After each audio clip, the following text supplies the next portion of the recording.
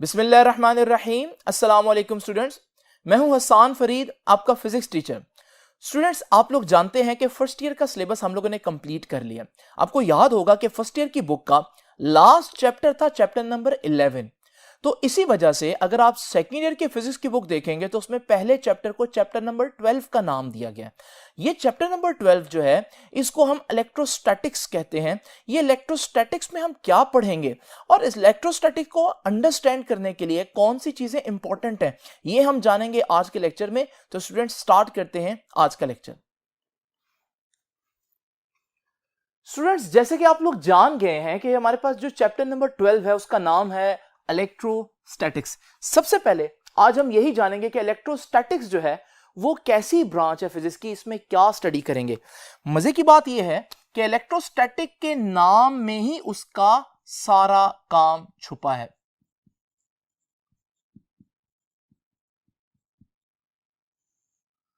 तो स्टूडेंट्स, आइए जरा देखते हैं कि इलेक्ट्रोस्टैटिक्स क्या होता है। देखिए, इलेक्ट्रोस्टैटिक्स का जो वर्ड है इसमें अगर आप गौर करें तो आपको ये इलेक्ट्रो का एक वर्ड नजर आ रहा है। इलेक्ट्रो का मतलब होता है चार्ज। जिस तरह एक न्यूट्रल बॉडी होती है, इसी तरह चार्ज्ड बॉडीज भी होती हैं, जिनको भी हमने डिटेल में डिस्कस करना है। और याद रखिएगा, जब हम बात करते हैं स्टैटिक्स की तो स्टैटिक का मतलब होता है स्टेशनरी। जब कोई चीज रुकी हो, at rest,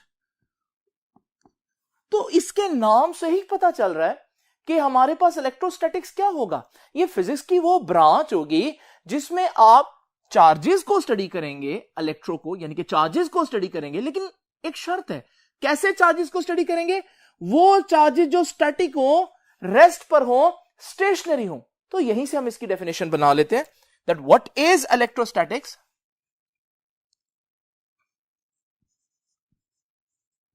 Branch of physics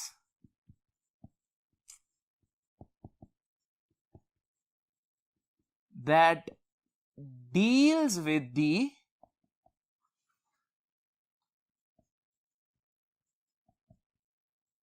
study of charges। लेकिन कैसे चार्जेस? At rest. तो याद रखिएगा, जब आप चार्जेस को, रुके हुए चार्जेस को स्टडी करेंगे तो फिर हम कहेंगे कि ये फिजिक्स की जो ब्रांच है ये कहलाएगी इलेक्ट्रोस्टैटिक्स। अब आप सोच रहे होंगे, इससे मिलती जुलती एक ऐसी ब्रांच होनी चाहिए जो चार्जेस को मोशन में पड़े। अब मोशन को तो आपको मालूम है डायनामिक्स कहते हैं। अगर रुकी हुई चीज हो तो स्टैटिक कहते हैं, अगर चल रही हो तो डायनामिक्स कहते हैं। तो आप सोच रहे होंगे कि अगर हमारे पास एक इलेक्ट्रोस्टैटिक की ब्रांच है तो फिर हमारे इसी बुक के अंदर एक इलेक्ट्रोडायनेमिक ब्रांच भी होगी। लेकिन स्टूडेंट, जब आप अपनी बुक के कंटेंट्स पे देखते हैं तो आपको पहला चैप्टर तो इलेक्ट्रोस्टैटिक्स नजर आता है, लेकिन उसके बाद कोई भी चैप्टर आपको इलेक्ट्रोडायनेमिक्स के नाम से नजर नहीं आता। लेकिन अगर आप गौर से देखें तो इलेक्ट्रोस्टैटिक्स के साथ जो नीचे चैप्टर दिया हुआ है एक्चुअली में वो इलेक्ट्रोडायनामिक्स है, क्योंकि उसका नाम देखिए, करंट इलेक्ट्रिसिटी। और करंट क्या होता है? Flow of charge, movement of या मोशन ऑफ चार्ज। और मोशन ऑफ चार्ज को तो इलेक्ट्रोडायनामिक्स कहते हैं।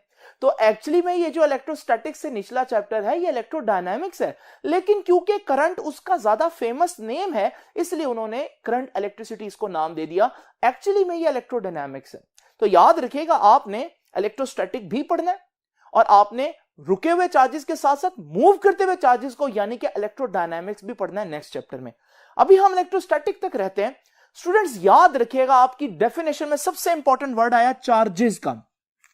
सबसे पहले आज का जो लेक्चर है वो इंट्रोडक्शन में इसलिए बना रहा हूं कि इस लेक्चर में हम सिर्फ सीखेंगे कि चार्जेस क्या होते हैं और उनकी कुछ इंतहाई इंपॉर्टेंट प्रॉपर्टीज जो पूरे चैप्टर में चलेंगी, इनफैक्ट पूरी बुक में आपके यूज होंगी, लेकिन वो कहीं अलहदा करके बुक ने दी नहीं है। इस वजह से लेक्चर के एंड तक मैं जितनी भी डिस्कशन करूंगा वो सारी चार्जेस के बारे में होगी। तो स्टूडेंट्स, आइए आगाज करते हैं सबसे पहले इसी बात से कि चार्ज होता क्या है। जब हम कहते हैं किसी बॉडी के ऊपर चार्ज है, तो ये चार्ज क्या होता है बेसिकली, याद रखिएगा, charge on a body is an intrinsic property. बड़ी ही इंपॉर्टेंट वर्ड बोल रहा हूं, दोबारा कह देता हूं जी, कि चार्ज जो है वो कैसी प्रॉपर्टी होती है, इंट्रिंसिक प्रॉपर्टी होती है। स्टूडेंट्स, ये इंट्रिंसिक प्रॉपर्टी क्या होती है? एक ऐसी प्रॉपर्टी जिसकी कोई बेसिक वजह मालूम ना हो, सिर्फ ये मालूम होता है हमें कि इलेक्ट्रॉन है ना, इस पर एक नेगेटिव चार्ज है, ये तो हमें मालूम है। अगर आपसे कोई पूछेगा इलेक्ट्रॉन पर चार्ज है या नहीं, तो आप फौरन जवाब देंगे electron is a charge body, इस पर नेगेटिव चार्ज होता है। लेकिन अगर आपसे कोई पूछे कि इलेक्ट्रॉन के ऊपर चार्ज क्यों होता है, इसका आंसर आप नहीं दे सकते। ये इलेक्ट्रॉन की एक इंट्रिंसिक प्रॉपर्टी है, उसकी अपनी एक प्रॉपर्टी है जिसकी वजह हमें नहीं मालूम। अगर आपको कोई कहे न्यूट्रॉन पे चार्ज होता या नहीं होता, तो आप लोगों ने 9th में पढ़ा कि न्यूट्रॉन न्यूट्रल होता है, इसी लफ्ज से निकला न्यूट्रल से। लेकिन अगर कोई पूछे क्यों होता है, तो आप उसकी वजह नहीं बता सकते। प्रोटॉन पे पॉजिटिव चार्ज क्यों होता है, आप उसकी रीजन नहीं बता सकते। तो याद रखिएगा, जब हम कहते हैं कोई बॉडी चार्ज है, तो ये एक फैक्ट है, ये एक ट्रुथ है, लेकिन इसकी वजह हमें नहीं मालूम होती, इसलिए इसे हम बोलते हैं इंट्रिंसिक प्रॉपर्टी। आप सोच रहे होंगे शायद ये हमने पहली दफा कोई इंट्रिंसिक प्रॉपर्टी पढ़ी है। ऐसा नहीं है, पहले भी आपने एक इंट्रिंसिक प्रॉपर्टी पढ़ी है, लेकिन आपने उसको इंट्रिंसिक के नाम से जाना नहीं था, वो थी मैस। आपको मालूम है, हम कह सकते हैं कि फलां बॉडी के पास मैस है, लेकिन अगर आपसे कोई पूछे उसके पास ये मैस क्यों है, आप इसका जवाब नहीं दे सकते। आप कहेंगे भाई मैस तो होता है, यानी कि mass is an intrinsic property. लेकिन याद रखिएगा, ये जो हमारे पास चार्ज है, जो आज का हमारा आर्टिकल है, ये मैस से थोड़ा सा डिफरेंट है। कैसे? याद रखिएगा, दोनों एक बड़ी इंपॉर्टेंट प्रॉपर्टीज हैं, लेकिन याद रखिएगा बड़ी इंपॉर्टेंट बात, that mass can exist without charge, but charge cannot exist without mass. Charge cannot exist without mess.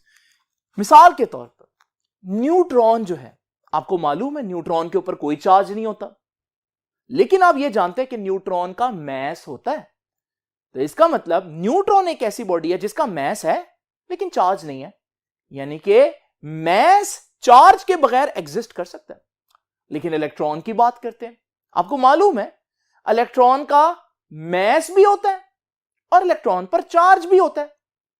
इसका मतलब जब किसी चीज पर चार्ज हो तो फिर उसका मैस लाजमी होगा, तो चार्ज मैस के बगैर एग्जिस्ट ही नहीं कर सकता। तो यह बड़ी इंपॉर्टेंट बात है, चार्ज के बारे में याद रखिएगा। अब यह तो हो गया, हमने देखा कि चार्ज एक इंट्रिंसिक प्रॉपर्टी है। याद रखिएगा, हम अपने काम को आसान करने के लिए जिस चार्ज को फोकस करेंगे वो चार्ज होगा एक पॉइंट चार्ज। आपको पता है मैथ्स में पॉइंट किसको बोलते हैं? एक चीज इतनी छोटी हो कि ना उसकी विड्थ हो, ना उसकी हाइट हो, ना उसकी लेंथ हो, यानी वो डायमेंशन लेस हो, उसे हम कह देते हैं ये तो एक पॉइंट है। बिल्कुल इसी तरह से पॉइंट चार्ज क्या होगा? इतना छोटा हो चार्ज कि ना उसकी लेंथ हो, ना विड्थ हो, ना हाइट हो, तो हम उसको पॉइंट चार्ज कंसीडर करेंगे। याद रखिएगा, तो व्हाट इज पॉइंट चार्ज? आप कह सकते हैं आसान अल्फाज में, चार्ज ऑन ए पॉइंट, या आप ये भी कह सकते हैं डायमेंशनलेस चार्ज। डायमेंशनलेस चार्ज यानी कि एक ऐसा चार्ज जिसकी कोई डायमेंशन नहीं है, ना लेंथ है, ना विड्थ है, ना हाइट है। अच्छा, यहां पर एक कंफ्यूजन होती है बच्चों को कि असल में तो कोई पॉइंट चार्ज हो नहीं सकता, ये अप्रोक्सीमेशन में हम करते हैं, हमें ये सपोज करना पड़ता है इलेक्ट्रोस्टैटिक्स को स्टडी करने के लिए। याद रखिएगा समटाइम्स हमारे पास कोई चार्ज जो है वो बहुत छोटा नहीं होता, वो पॉइंट चार्ज नहीं है। फॉर एग्जांपल ये जो चार्ज मैं आपके सामने शो कर रहा हूं, ये तो बहुत बड़ा सफेयर है, क्या ये पॉइंट चार्ज है? नहीं। इसके साथ एक और चार्ज इमेजिन करें, क्या ये पॉइंट चार्ज है? हरगिज नहीं। लेकिन स्टूडेंट जरा इमेजिन करें, अगर मैं इन दोनों चार्जेस को इतना दूर लेकर जाऊं कि इनके दरमियान वाला डिस्टेंस इनके साइजेस से कई गुना बड़ा हो, तो जब ये इतनी दूरी पर चले जाएंगे तो ये दोनों चार्जेस अपने दरमियान वाले डिस्टेंस के हिसाब से अगर आप देखें इतने छोटे हैं कि मैं इनको पॉइंट कंसीडर कर सकता हूं इस केस के अंदर। यानी कि दर हकीकत अगर आप एक को देखते हैं तो वो पॉइंट जितना छोटा नहीं है, लेकिन अगर आप इस दोनों चार्जेस के केस को स्टडी करते हैं, ये इतने दूर हैं, इनके दरमियान का फासला इनके साइजेस के मुकाबले में इतना ज्यादा है कि हम इनको इतना छोटा इमेजिन कर सकते हैं कि हम कह दें भाई ये पॉइंट चार्जेस हैं। तो याद रखिएगा समटाइम्स जरूरी नहीं कि पॉइंट चार्ज हो, लेकिन हम ऐसी केस, ऐसा कंडीशन डिस्कस कर सकते हैं जिसके अंदर वो charge as a point appear हो रहा हो। तो याद रखिएगा ये बात कि पॉइंट चार्ज कब हो सकता है? व्हेन डिस्टेंस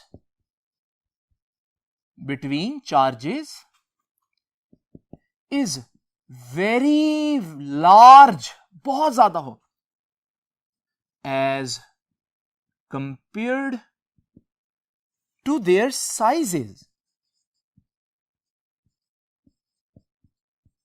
अगर उनके दरमियान का फासला उनके साइज से बहुत ज्यादा हो तो फिर हम उनको पॉइंट चार्ज कंसीडर कर सकते हैं। ठीक है जी। Then they can be considered as point charges, तो हम उनको पॉइंट चार्जेस कंसीडर कर सकते हैं। ये तो हो गया स्टूडेंट्स हमारे पास पॉइंट चार्ज का इंट्रोडक्शन। आगे चल के आप एक और टर्म भी पढ़ेंगे, test charge.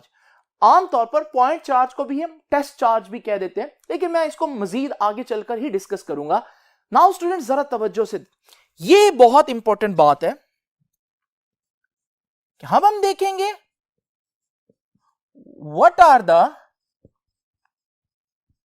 types of charges। Charges कितने किस्म के होते हैं? याद रखिएगा स्टूडेंट्स, एक शख्स का नाम जिसका नाम था बेंजामिन फ्रैंकलिन।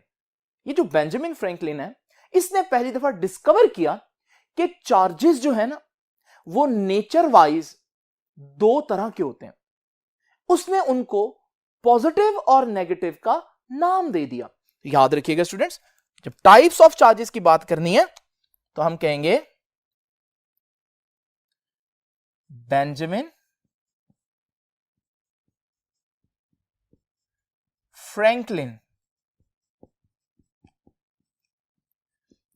divide charges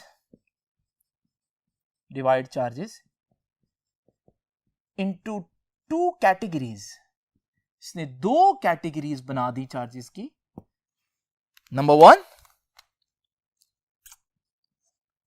इसने एक चार्ज को बोला कि चार्जेस की एक फैमिली ऐसी है जिसपे हम कहेंगे पॉजिटिव चार्ज होता है। और याद रखिएगा इसने कहा कि दूसरी फैमिली चार्जेस की ऐसी है जिन पे नेगेटिव चार्ज होता है। याद रखिएगा जब हम पॉजिटिव चार्ज की एग्जांपल आपको देंगे तो उसमें फेमस एग्जांपल है प्रोटॉन, और नेगेटिव चार्ज की जो एग्जांपल है वो है इलेक्ट्रॉन। तो इलेक्ट्रॉन पे नेगेटिव चार्ज होता है और प्रोटॉन पे पॉजिटिव चार्ज होता है। ये फंडामेंटल पार्टिकल्स हैं स्टूडेंट, जरा तवज्जो कीजिएगा।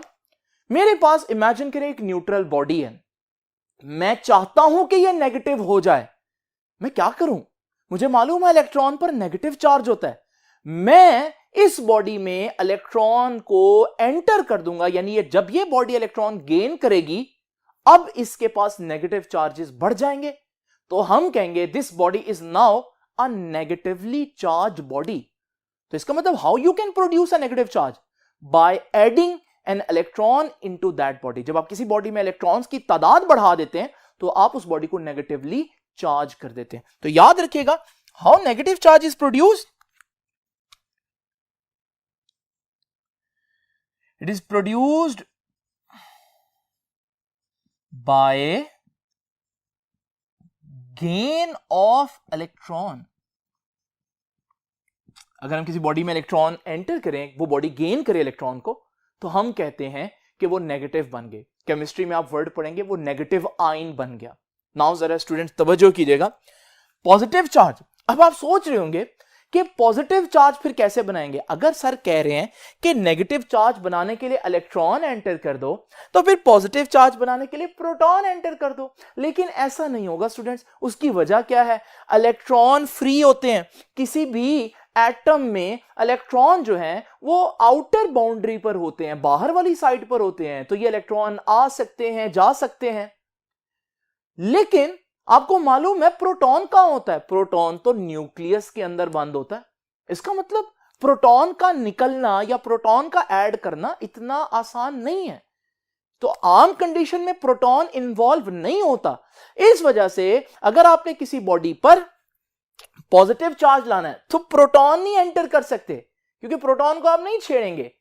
तो फिर आप क्या करेंगे, आप उस काम का ऑपोजिट करेंगे, वो प्रोसेस रिवर्स कर दें। एक न्यूट्रल बॉडी से आप एक इलेक्ट्रॉन निकाल लें, तो जब आप एक इलेक्ट्रॉन निकाल लेंगे तो वहां इलेक्ट्रॉन की शॉर्टेज हो जाएगी। इसी को हम कहेंगे ये पॉजिटिव चार्ज आ गया। तो याद रखिएगा, पॉजिटिव चार्ज कैसे प्रोड्यूस किया जाता है, produced by loss of electron. यानी कि स्टूडेंट्स हमने क्या सीखा कि हमारे पास नेगेटिव चार्ज हो या पॉजिटिव चार्ज हो, दोनों के बनने की वजह इलेक्ट्रॉन ही होता है। प्रोटॉन क्योंकि न्यूक्लियस के अंदर बंद होते हैं तो वो इन रिएक्शंस में जनरली टेक पार्ट नहीं करते। हां, अगर न्यूक्लियर रिएक्शन हो, जो कि हम चैप्टर नंबर 21 में पढ़ेंगे, वहां ऐसा होता है, लेकिन वो तो खैर बहुत बात की बात है। अभी आप लोग याद रखिएगा कि बॉडीज जो हैं उनमें दो तरह के चार्जेस होते हैं, पॉजिटिव चार्ज होता है, नेगेटिव चार्ज होता है। अगर किसी बॉडी में इलेक्ट्रॉन एंटर करे वो नेगेटिवली चार्ज हो जाती है। अगर किसी बॉडी में आप इलेक्ट्रॉन जो है ना रिमूव कर दें तो फिर आप देखेंगे उस पर पॉजिटिव चार्ज हो जाएगा। आइए जरा स्टूडेंट्स अब इस लेक्चर को मजीद आगे लेकर चलते हैं और चार्जेस की कुछ और बहुत अहम प्रॉपर्टीज डिस्कस करते हैं।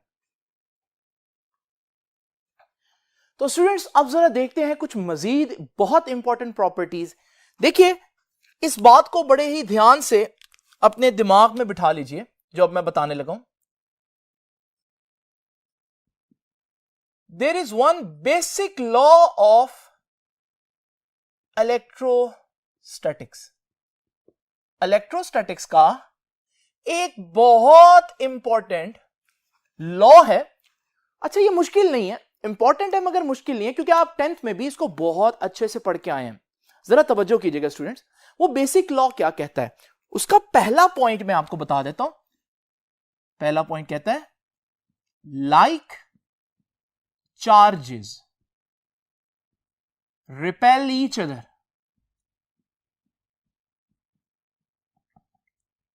ये पहला लॉ है। लाइक चार्जेस हमेशा एक दूसरे को रिपेल करते हैं।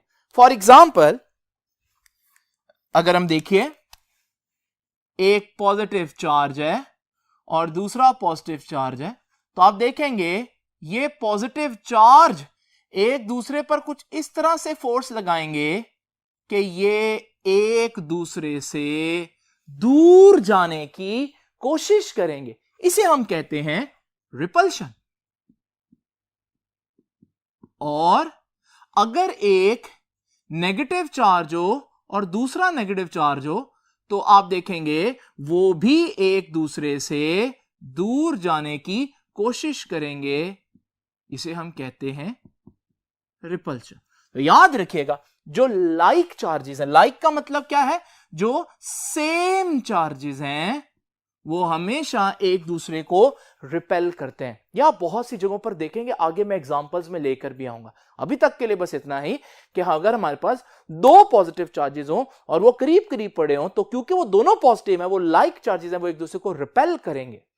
और अगर हमारे पास एक नेगेटिव और दूसरा नेगेटिव हो, तो फिर आप देखेंगे वो एक दूसरे से दूर जाने की कोशिश करेंगे, रिपेल करेंगे। नाउ स्टूडेंट्स, दूसरा इंपॉर्टेंट पॉइंट क्या कहता है? दूसरा पॉइंट कहता है कि unlike charges attract each other.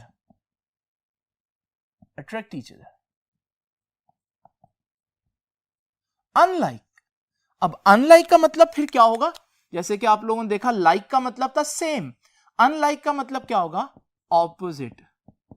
यानी अगर मेरे पास एक पॉजिटिव चार्ज है और दूसरा नेगेटिव चार्ज है, फिर आप क्या ऑब्जर्व करेंगे? फिर आप देखेंगे कि ये दोनों अगर इनको अलाउ किया जाए तो एक दूसरे की तरफ आने की कोशिश करेंगे। दूसरे अल्फाज में, जो ऑपोजिट चार्जेस हैं उनमें हमारे पास अट्रैक्शन होती है।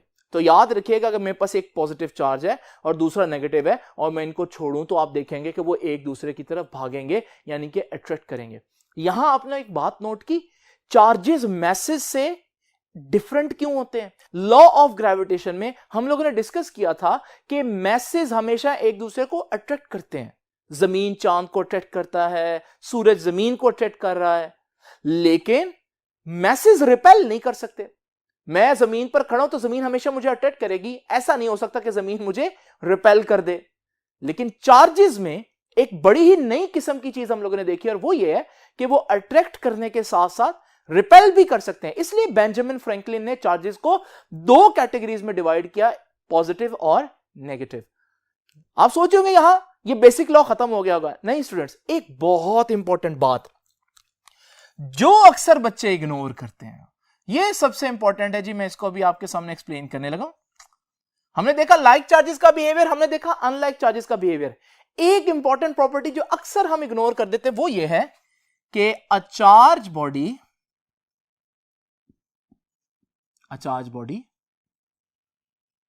always attracts a neutral body। याद रखिएगा, एक चार्ज बॉडी अगर कोई न्यूट्रल बॉडी उसके करीब आ जाए तो वो उस चार्ज बॉडी को अट्रैक्ट करेगी। इट साउंड स्ट्रेंज, थोड़ा अजीब सा लगता है कि यार ये कैसे हो सकता है। तो मैं आपको बताता हूं ये कैसे हो सकता है। जरा इमेजिन करें स्टूडेंट्स, ये मेरे पास एक न्यूट्रल बॉडी है। आप समझते हैं क्या न्यूट्रल बॉडी पर चार्ज नहीं होता? नहीं स्टूडेंट्स, ऐसा नहीं होता।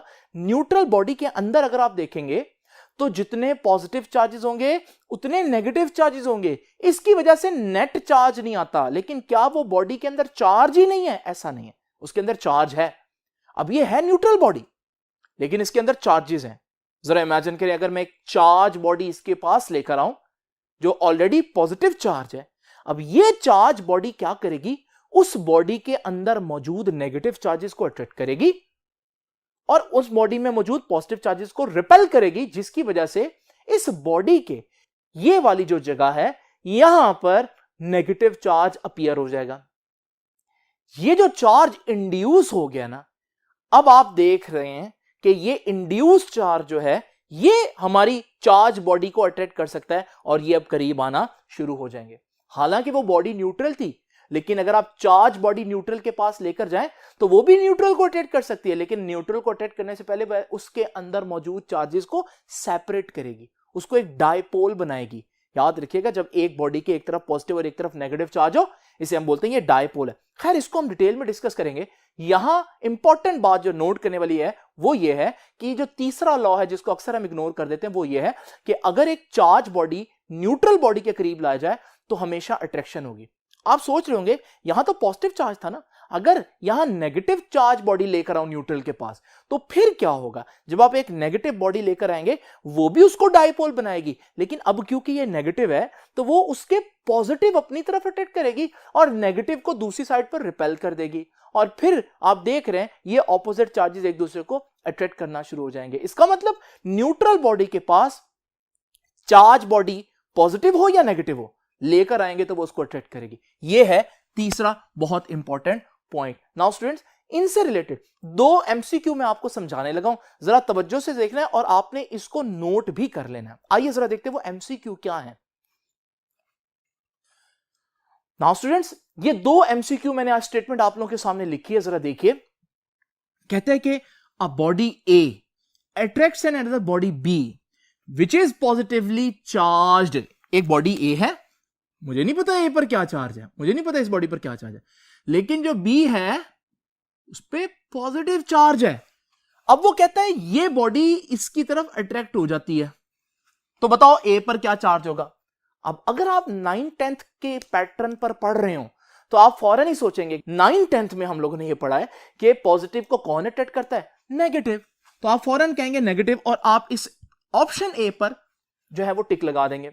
लेकिन जरा तवज्जो कीजिए, मैंने अभी आपको तीसरा रूल भी बताया, वो ये कि अगर हमारे पास एक न्यूट्रल बॉडी हो वो भी चार्ज बॉडी को अट्रैक्ट करती है, यानी कि अगर ये न्यूट्रल हो तो भी ये इसको अट्रैक्ट करेगी। इसका मतलब अगर ये बॉडी इसकी तरफ अट्रैक्ट हो रही है तो हो सकता है ये नेगेटिव हो, लेकिन ये भी हो सकता है कि ये न्यूट्रल हो, क्योंकि उस सूरत में भी वो उसको अट्रैक्ट करेगी। तो नेगेटिव भी हो सकती है, न्यूट्रल भी हो सकती है। तो फिर मैं एक और वर्ड भी लिख सकता हूं कि नॉट पॉजिटिव। जब आप कहते हैं ना नॉट पॉजिटिव, एक चीज पॉजिटिव नहीं है, तो या तो वो न्यूट्रल होगी, उस पर चार्ज 0 होगा, और अगर वो पॉजिटिव नहीं है तो हो सकता है वो नेगेटिव हो। ये दो बातें हो सकती है ना, तो ये दोनों बातें तो ऑप्शन ए और ऑप्शन बी बन रही हैं। इसका मतलब यहां ये तीनों ही बातें करेक्ट हैं।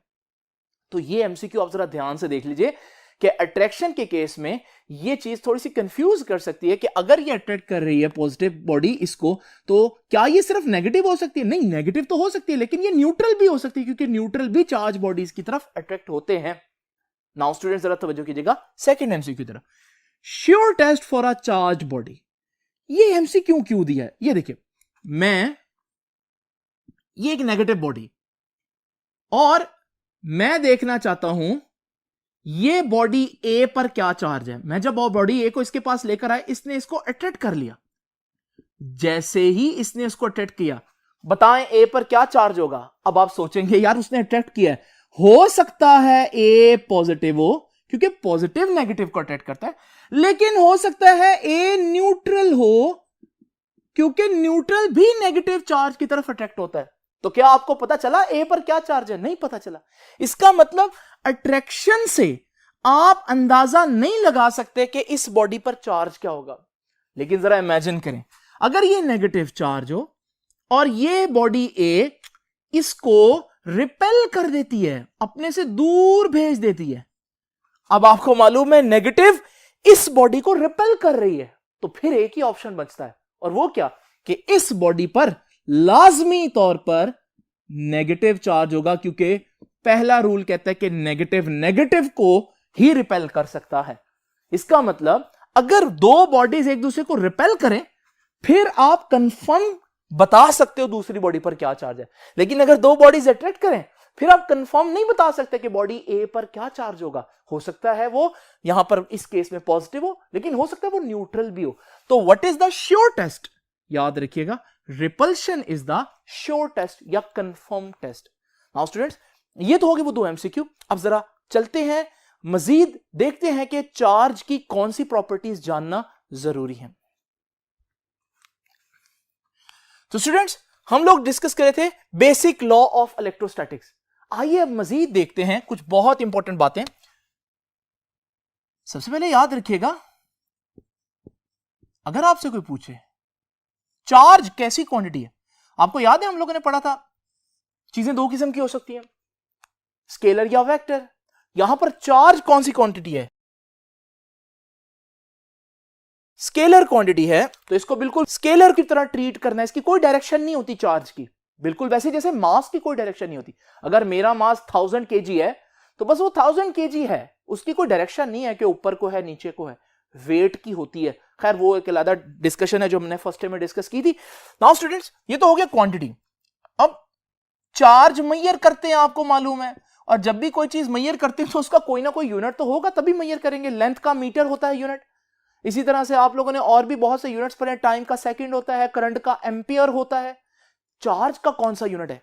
याद रखिएगा, चार्ज के कई यूनिट होते हैं, लेकिन मैं यहां सिर्फ एसआई यूनिट की बात करूंगा और वो है कूलम्ब। ये एसआई यूनिट है, इसको सी से लिखते हैं। तो याद रखिएगा, ये कूलम जो है वो एसआई यूनिट है। जरा तवज्जो कीजिएगा, नेक्स्ट चीज, सबसे छोटा चार्ज कितना होता है दुनिया के अंदर? सबसे छोटा चार्ज कितना एग्जिस्ट कर सकता है? याद रखिएगा, चार्ज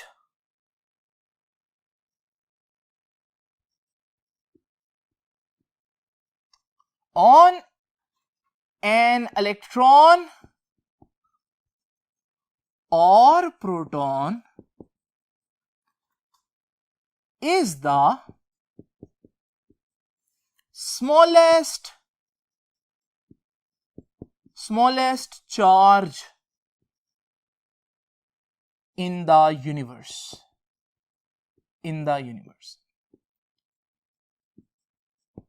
अब आप सोच रहे होंगे इलेक्ट्रॉन और प्रोटॉन पर चार्ज होता कितना है? याद रखिएगा स्टूडेंट्स, इलेक्ट्रॉन पर चार्ज होता है 1.6 इंटू 10 रेज्ड पर -19 कूलम। कूलम वही यूनिट जो है इसका, लेकिन इलेक्ट्रॉन पर नेगेटिव चार्ज होता है, इसलिए यूजुअली हम इसके साथ नेगेटिव का साइन डालते हैं। और अब आप सोच रहे होंगे प्रोटॉन पर कितना चार्ज होता है? तो याद रखिएगा, प्रोटॉन पर 1.6 इंटू 10 रेज्ड पर -19 कूलम ही होता है, लेकिन पॉजिटिव में होता है। तो मैग्नीट्यूड देखें तो दोनों का सेम है। स्टूडेंट्स याद रखिएगा, ये जो वैल्यू है ना 1.6 इंटू 10 रेज्ड पर -19, क्योंकि ये कोई आम चार्ज नहीं है, ये कायनात में पाया जाने वाला सबसे छोटा चार्ज है, इसलिए इसको हम देंगे सिंबल ई का। ई का मतलब क्या होगा? 1.6 इंटू 10 रेज्ड पर -19 कूलम। तो फिर प्रोटॉन पर कितना चार्ज हुआ? उस पर भी प्लस ई हुआ, और ई का मतलब क्या है? 1.6 इंटू 10 रेज्ड पर -19 कूलम। यानी अगर आपसे कोई पूछे दुनिया में, कायनात में सबसे छोटा चार्ज कितना हो सकता है, आप कह सकते हैं ई हो सकता है, यानी कि 1.6 इंटू 10 रेज्ड पर -19। इससे कम चार्ज एग्जिस्ट ही नहीं कर सकता। यानी कि अगर आपसे कोई कहे E/2 हो सकता है, तो नहीं हो सकता। E/4 हो सकता है, नहीं हो सकता। E/3 हो सकता है, नहीं हो सकता। कम से कम चार्ज E हो सकता है, इससे कम चार्ज नहीं हो सकता। लेकिन अगर आप में से कुछ बच्चे जानते हैं जो शायद रिपीट कर रहे हो, तो वो ये क्वेश्चन उठा सकते हैं कि सर, जब हम चैप्टर नंबर 21 पढ़ेंगे, उसके बिल्कुल आपकी बुक का जो आखिरी पेज है, उसमें जब आप क्वार्क्स को स्टडी करते हैं, तो क्वार्क्स के साइड पर टेबल में उनके जो चार्जेस हैं, वो तो ई की भी फ्रैक्शन बन रही है। तो ये बात फिर गलत नहीं होगी। ये स्टूडेंट्स, ये बात गलत नहीं होती। वहां वो चार्ज क्या रिप्रेजेंट कर रहा है, ये डिस्कशन मैं वहीं पर ही करूंगा। लेकिन अभी तक आप लोगों ने याद रखना है कि सबसे छोटा चार्ज जो इंडिपेंडेंट एग्जिस्ट कर सकता है, जो कायनात में आपको अकेला मिल सकता है, वो ये है। क्वार्क्स आपको अकेले मिल नहीं सकते। बेसिकली वहां पर कंफ्यूजन ये है कि वहां पर जो E/2 या E/3 लिखा होगा, वो हमारे पास कभी भी आपको अकेला एक क्वार्क मिल नहीं सकता। तो इंडिपेंडेंट सबसे छोटा चार्ज यही है। नाउ स्टूडेंट्स, ये तो हो गया स्मॉलेस्ट चार्ज। ये E बहुत इंपॉर्टेंट है फिजिक्स में, अक्सर मैं यूज करूंगा, बजाय ये पूरा लिखने के मैं इसकी जगह E लिख दूंगा। और E से बच्चे समझते हैं इलेक्ट्रॉन है, नहीं। किसी भी चीज पर ये चार्ज जब होगा तो मैं उसको E बोल दूंगा, जिस मर्जी चीज पर हो, इलेक्ट्रॉन हो या प्रोटॉन हो या कोई और चीज हो। नेक्स्ट चीज जो है स्टूडेंट्स हमारे पास, वो है चार्जेस की एक बहुत इंपॉर्टेंट प्रॉपर्टी, और वो है क्वांटाइजेशन ऑफ चार्ज। ये क्या बात हुई? ये क्या कहता है जी क्वांटाइजेशन ऑफ चार्ज? ये कहता है कि a body can only have charge multiple of E। ये जो E मैंने भी बताया, वो कहता है कि किसी बॉडी पर जो चार्ज है ना, वो इस वैल्यू यानी कि E का मल्टीपल होगा। मतलब क्या है, यानी कि या तो वो एक ई का चार्ज होगा, या उसका डबल होगा, या ट्रिपल होगा, या 4 टाइम्स या 5 टाइम्स। 2.5 नहीं हो सकता। उसकी वजह क्या है? उसकी वजह क्या है? ये देखिए, ये मेरे पास एक न्यूट्रल बॉडी है। अगर मैं एक इलेक्ट्रॉन ऐड करता हूं, याद है इलेक्ट्रॉन पर कितना चार्ज होता था? ई। तो माइनस ई इस केस में हम देखते हैं क्योंकि इलेक्ट्रॉन पर नेगेटिव चार्ज है। जब ये ऐड होगा तो आपको पता है बॉडी के ऊपर माइनस ई चार्ज हो जाएगा। अगर 2 इलेक्ट्रॉन ऐड करूं तो -2e, अगर 3 इलेक्ट्रॉन ऐड करूं तो -3e, 10 इलेक्ट्रॉन ऐड करूं तो -10e, और n इलेक्ट्रॉन्स ऐड करूं तो ne। यानी कि अगर मैं बॉडी पर 2.5e चार्ज लाना चाहता हूं, इसके लिए मुझे क्या करना पड़ेगा? एक इलेक्ट्रॉन ऐड किया, ये हमारे पास -1e आ गया, एक और इलेक्ट्रॉन ऐड किया, -2e आ गया। अब मैं क्या आधा इलेक्ट्रॉन ऐड करूं, फिर ही -2.5e आएगा ना। लेकिन क्या आधा इलेक्ट्रॉन एग्जिस्ट करता है? नहीं। तो आप या तो एक पूरा इलेक्ट्रॉन ऐड कर सकते हैं या एक पूरा इलेक्ट्रॉन रिमूव कर सकते हैं। आधा या पौना इसका कोई सिस्टम नहीं होता फिजिक्स में। तो याद रखिएगा, फिर आपके पास जो बॉडी पर चार्ज आएगा वो मल्टीपल ऑफ ई होगा, यानी कि वो 2e हो सकता है, वो 3e हो सकता है, वो 4e हो सकता है, वो 2.5 2.7e नहीं हो सकता। उसके बाद क्वांटाइजेशन ऑफ चार्जेस के बाद याद रखिएगा कंजर्वेशन ऑफ चार्ज। जैसे आप लोगों को याद है कंजर्वेशन ऑफ मैस पढ़ा था कि मैस कंजर्व रहता है, टोटल मैस चेंज नहीं होता। इसी तरह किसी भी बॉडी में आइसोलेटेड सिस्टम में टोटल चार्ज चेंज नहीं होता। In an isolated system total charge remains constant. Total charge हमेशा कांस्टेंट रहता है बशर्ते कि सिस्टम आइसोलेटेड हो। अब एग्जांपल देता हूं इसकी। आपको मालूम है कि अगर एक न्यूट्रॉन हमारे पास हो तो न्यूट्रॉन पर आपको मालूम है 0 चार्ज होता है। अगर एक न्यूट्रॉन टूटे तो इसमें से एक प्रोटॉन और एक इलेक्ट्रॉन बनता है। अब आप सोच रहे होंगे यार शुरू में तो चार्ज 0 है, लेकिन इस 0 चार्ज से आपके पास ये तो नए चार्जेस बन गए, ये क्या बात हुई? अगर आप गौर से देखें, एक प्रोटॉन बना है, प्रोटॉन पर +1 चार्ज होता है, और एक इलेक्ट्रॉन बना है, इलेक्ट्रॉन पर -1। अब बोले टोटल कितना हुआ? +1 और -1 ऐड करो, 0 ही ना हुआ। इसका मतलब अभी भी आपका जो टोटल चार्ज है वो 0 है, टोटल चार्ज चेंज नहीं हुआ। इसका मतलब हमारे पास जो चार्ज है उसको हम ना डिस्ट्रॉय कर सकते हैं, ना हम चार्ज को क्रिएट कर सकते हैं। टोटल चार्ज जो है वो हमेशा कांस्टेंट रहता है, जैसे कि इस एग्जांपल में आप लोगों ने देखा। स्टूडेंट्स, अब हम जानेंगे कि एक बॉडी पर चार्ज किस तरह से लाया जा सकता है, how to charge a body. For that purpose we have 3 processes. हमारे पास 3 किस्म के प्रोसेस हैं जो मैं अभी आप लोगों के साथ डिस्कस करूंगा। आइए जरा देखते हैं वो कौन से प्रोसेस हैं।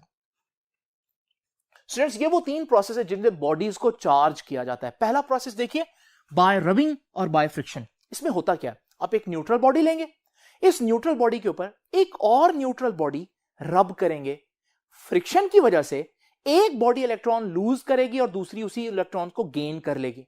जिस बॉडी ने इलेक्ट्रॉन लूज किए उस पर पॉजिटिव चार्ज आ जाएगा, ये हमने पहले पढ़ा, और जो इलेक्ट्रॉन गेन करेगी उस पर नेगेटिव चार्ज आ जाएगा। और आप लोगों ने देखा दोनों बॉडीज चार्ज हो गए, लेकिन किस प्रोसेस के जरिए? रब करने की वजह से, फ्रिक्शन की वजह से।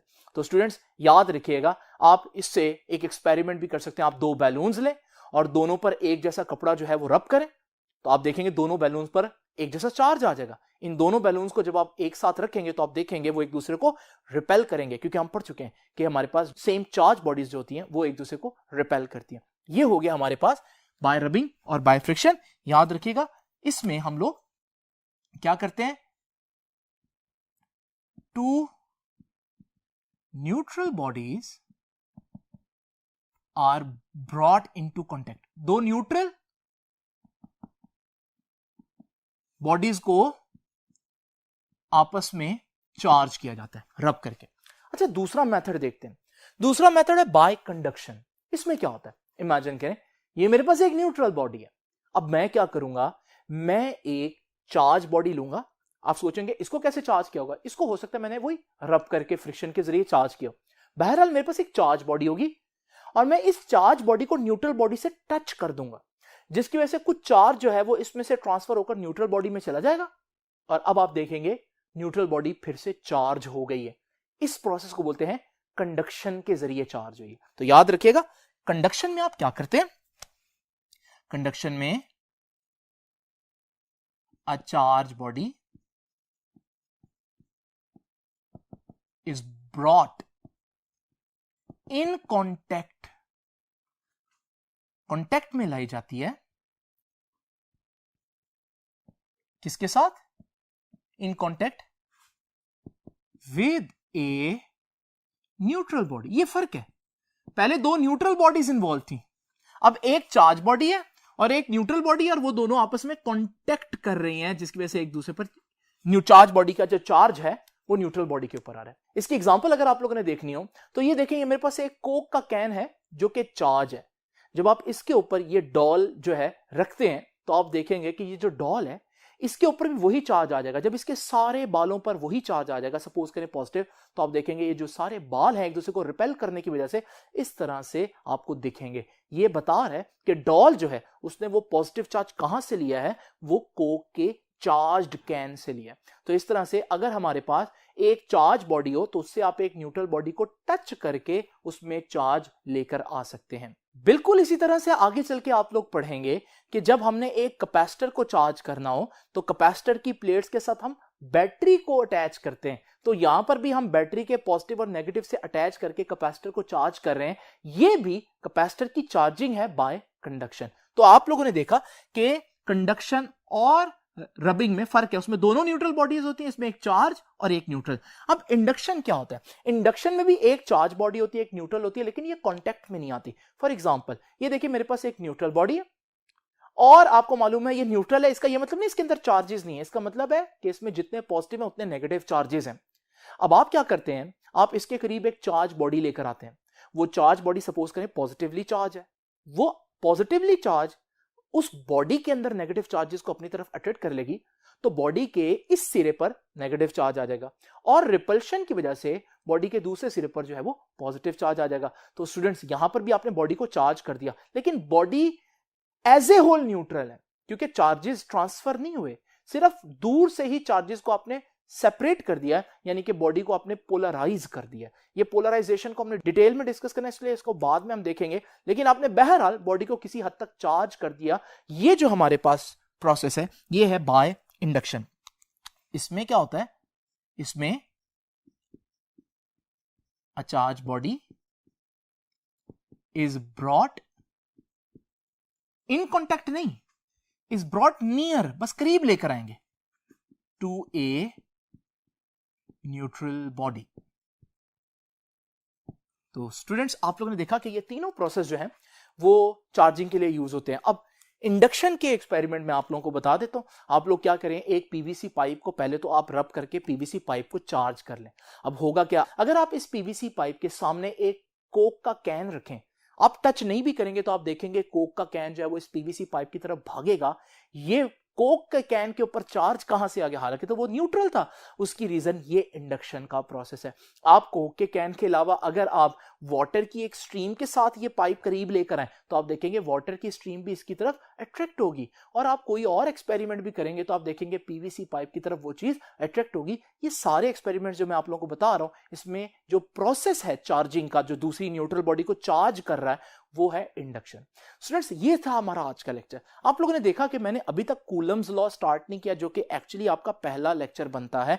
मैंने कोशिश की है कि पहले इलेक्ट्रोस्टैटिक्स पढ़ने से हम क्यों ना एक दफा चार्जेस की सारी इंफॉर्मेशन पढ़ लें, बजाय इसके कि हम इसको डिफरेंट जगहों पर पढ़ें। हमने इसी सारी इंफॉर्मेशन को एक ही वक्त में आपको बता दिया। इसको आप अच्छी तरह से देखें, अगर नहीं समझ में आता दोबारा लेक्चर देखें, लिख लें इन सारी चीज को, नोट्स बना लीजिए। आपसे मुलाकात होगी अब इंशाल्लाह नेक्स्ट लेक्चर में, तब तक के लिए अल्लाह हाफिज।